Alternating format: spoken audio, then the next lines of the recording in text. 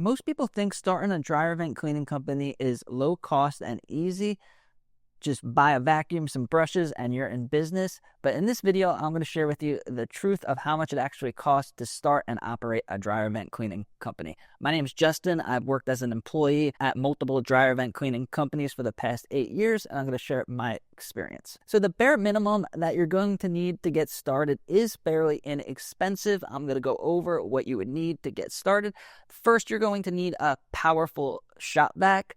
You don't want to show up to someone's house with a small shop vac or a household looking vacuum. I would recommend the Ridgid vacuum. 6.5 is a great vacuum to get started with. This is the one that I used for many years. And with the 6.5 horsepower, it will be strong enough to pull the lint and dust through the brush kit. Next, you're going to need a brush kit. So if you're looking to just get started, I would recommend one of these brush kits. I'll leave links down below and tag some of the products in the video. These are available at Lowe's and you can get them online. They're 4 foot each, and the way they connect to each other is they get threaded on. This makes it really quick and easy to use, very efficient if you're doing a lot of houses. The only problem is if you put the drill in reverse, then you could get the brush stuck, and then you created a really bad problem. But these are pretty inexpensive, like $30, $40 for the kit. The kit comes with the cover that you need to attach your vacuum to the vent. Comes with this brush, comes with this brush to clean the inside of the lint traps, and then it also comes with this auger, so if there's a big wet clog, you can get that out. These are great. I've used them for years. They are cheaper than the more expensive professional ones. I'll talk about that later in the video, but these are pretty inexpensive, and you could buy a lot of, and you could buy 4 of them at a time, like not a kit, just as extenders. They do get worn out and they do not last forever, but you could do professional dryer vent cleaning with something like this. Next, you're going to need a way to get into the lint trap. So this works perfectly. I'll leave a link to it down below. Just attaches to any vacuum, has this cool gummy piece, makes it really easy to clean. And then if you don't already have one, you're going to need an extension ladder. If you plan on doing dryer vent cleaning and not going on the roof, plan on doing a different type of business, because a lot of times the only reason a customer can't use their dryer and their dryer is clogged is because there's a big piece of lint on the roof or a screen blocking the opening. So you're going to need ladders. Probably I would recommend 2. One extension ladder at least 24 feet tall, and then one adjustable like the Gorilla ladder you get on 1 stories. You can get into attics if the vent's high on an exterior wall. You're going to need that. And then you're going to need a good drill. Something like this. Doesn't have to be the wall. It could be Ryobi, but it needs to be strong enough so you could put Tapcons into cement. If you're going to install bird cages or exterior wall vents, you're going to need that much power, and then extra batteries. But you probably, if you're thinking about this, you probably already have the drill. Then obviously tool bags, stuff like that. And this is assuming that you already have a pickup truck or a van or something that you could use to put all these tools and the ladder in. So bare minimum is going to be around like $500 to $2,000, which is very doable, which isn't that expensive. And then you could upgrade to the more professional gear. But if you want to go if you want to have the best equipment and be 100% top of the industry professional, then it's going to cost a lot more. It could cost up to like $8,000. So for the vacuum, you could get a HEPA vacuum, like a Snap-Lock HEPA vacuum. This makes it so less dust gets back into the customer's house. It doesn't really doesn't make their house smell like dryer sheets as much as it does with a regular shop vac, and it filters out a lot more dust. I honestly like using the Ridgid shop vac better than the more expensive Snap-Lock, but they could be close to $1,000 for your vacuum. Next is going to be the rods.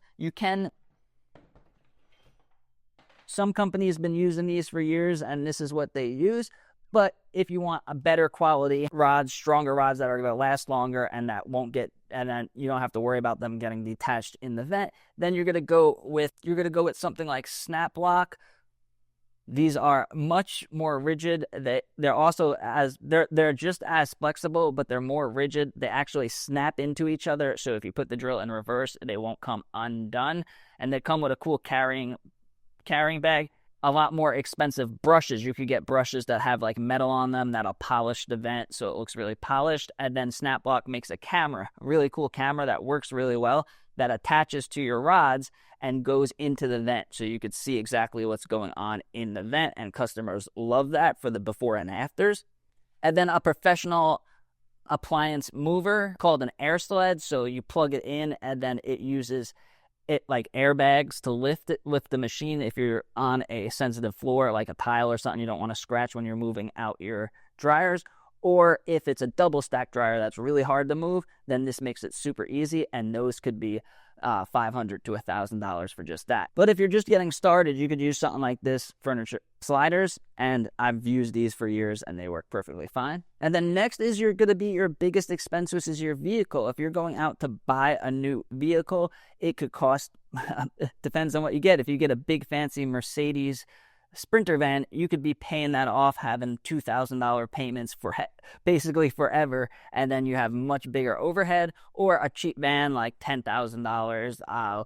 I was lucky to find this really cool van at a customer's house that she wasn't using. It was a Ram cargo van, and it worked great as a work truck. But you're going to need a vehicle, and then you're probably going to want to get your vehicle wrapped. A lot of business comes from people seeing your truck driving down the street. So if you're driving with a truck with no lettering, no logo, no phone number, then you're missing out on a huge free marketing demographic. Getting lettering on a truck could be like a couple $100 to $1,000, but getting a full wrap could be thousands of dollars.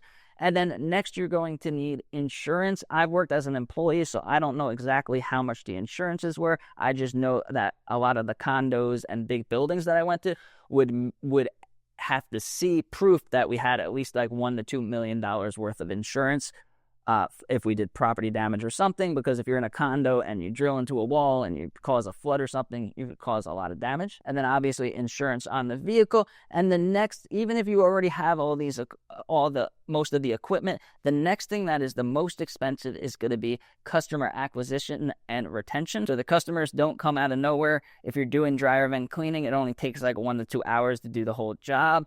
So you probably typed it into the calculator. If I do 4 jobs, if I do 5 jobs a day, 5 times a week, blah, blah, blah. But reality is a lot different than numbers in the calculator. You have to educate people that they actually need to get their dryer vent cleaned. A lot of people don't need or don't care until they can't use their dryer. If you're still interested in starting a dryer vent cleaning company, check out this video. It's a tour of one of my work trucks.